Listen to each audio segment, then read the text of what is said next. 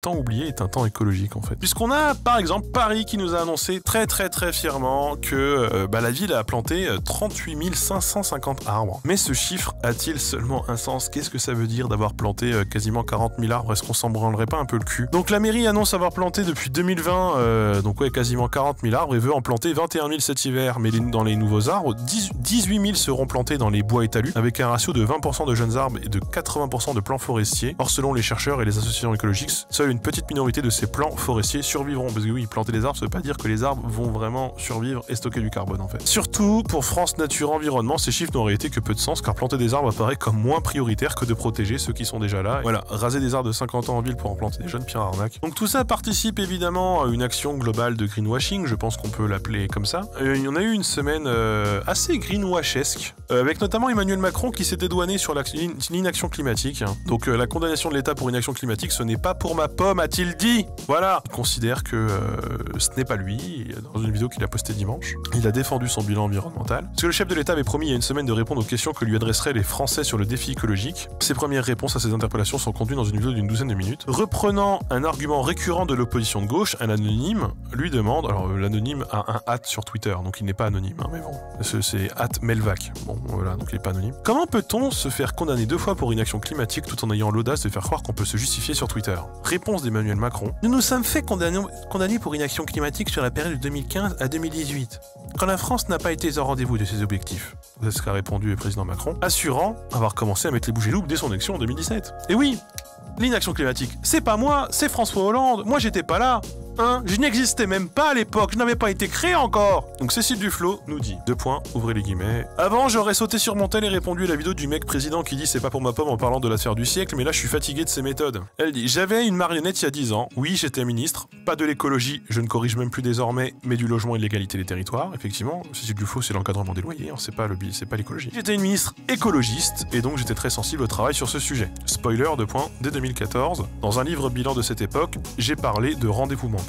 Et le mec qui est président était alors secrétaire général adjoint de François Hollande, donc Emmanuel Macron, à l'Elysée donc, et j'avais identifié qu'il était quand même un vrai nœud de blocage de toute initiative un peu innovante. On m'a dit, il est super intelligent, voileux, je l'ai invité, on a parlé longtemps, je suis sorti des déjeuners soufflés, un mec plus jeune que moi, censément hyper intelligent et pas du tout écolo, au contraire, avec une influence certaine sur un président qui l'était déjà très peu, et qui aurait pu se laisser convaincre. La suite de l'histoire est connue, je pars, il devient ministre de l'économie, et là il déroule la suite de ce qu'il avait commencé. Cela apparaissait comme ringard, mais je m'étais opposé à sa loi pour des raisons écologiques notamment, et du modèle qu'elle sous-tendait, donc là on va vers le JDD. Elle ne sera pas votée d'ailleurs malgré la majorité absolue des socialistes, mais approuvée par le 49.3. La suite de l'histoire est connue, une pointe de tactique et une dague affûtée pour contribuer à empêcher le président d'alors de se représenter. Il est lui-même élu président, son gage d'écologie est le nom de Nicolas Hulot, là aussi l'histoire est connue, la suite de l'histoire est connue. Donc bon, visiblement Madame Duflot n'est pas d'accord. Non, c'est pas qu'il n'a pas pu et que ce n'est pas sa faute, et qu'il n'était pas là, non, il était là, il était au gouvernement, il était adjoint de François Hollande puis ensuite ministre de l'économie, il s'est opposé à des lois et à des projets écologistes parce qu'il est contre, voilà, il est pas du tout écolo. Et même d'ailleurs, putain, c'est quand même incroyable, Édouard Philippe dans le docu qui a été fait là sur lui, mais Édouard Philippe il le dit. Franchement, Macron c'est quand même pas le plus écolo. Il en a rien à branler, il en a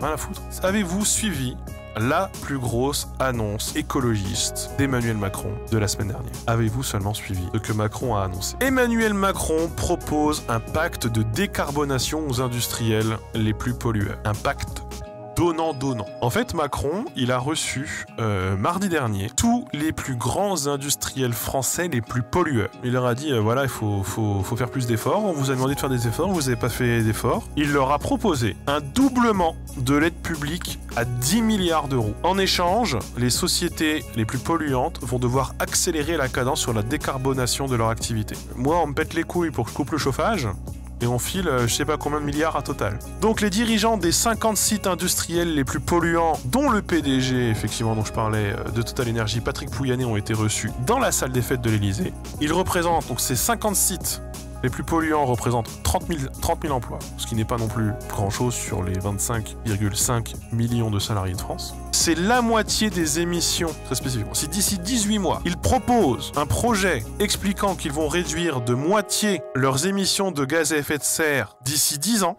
eh bien, on leur met 5 milliards de plus sur la table. Le budget de la culture, c'est 4,2 milliards. Voilà, l'idée de leur donner de l'argent, c'est pour sauver ces emplois. Voilà, il faut sauver ces emplois. Donc, alors évidemment, Emmanuel Macron a demandé des garanties. Hein. Il a demandé que soit signé un contrat de transition écologique pour graver dans le marbre les efforts promis. Mais ça n'engage que ceux qui croient. Hein. Alors on en a parlé, il se défend, il dit que c'est pas lui une action climatique.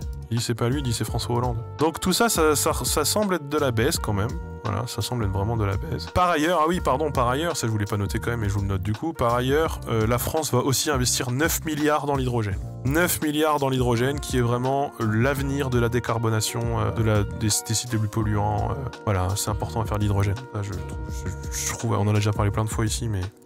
Alors il faut savoir aussi, donc ça je sais pas s'il y a eu des garanties qui ont été données de ce côté-là, mais les industriels présents de leur côté beaucoup insistaient pour avoir accès à une source d'électricité stable et massive, alors que les déboires techniques d'EDF dans ces centrales nucléaires sont encore loin d'être résolus. Donc la question aussi c'est est-ce qu'ils vont bénéficier d'un accès prioritaire à l'électricité et d'un tarif préférentiel à l'électricité. Donc oui, il y a des façons très polluantes de produire de l'hydrogène. Ça s'appelle de l'hydrogène gris parce que le carburant il est brandé bio, enfin pas bio mais il est brandé.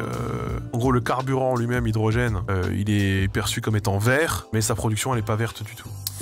D'ailleurs, c'est un très mauvais rendement actuellement l'hydrogène. Coût d'énergie pour le produire et l'énergie que ça permet de générer, on est sur un très mauvais rendement. Emmanuel Macron fait du greenwashing et il profite de l'écologie pour faire des chèques en blanc à toute une partie de l'industrie la plus polluante en France, au motif qu'il faut que si jamais on les aide pas, ils vont partir.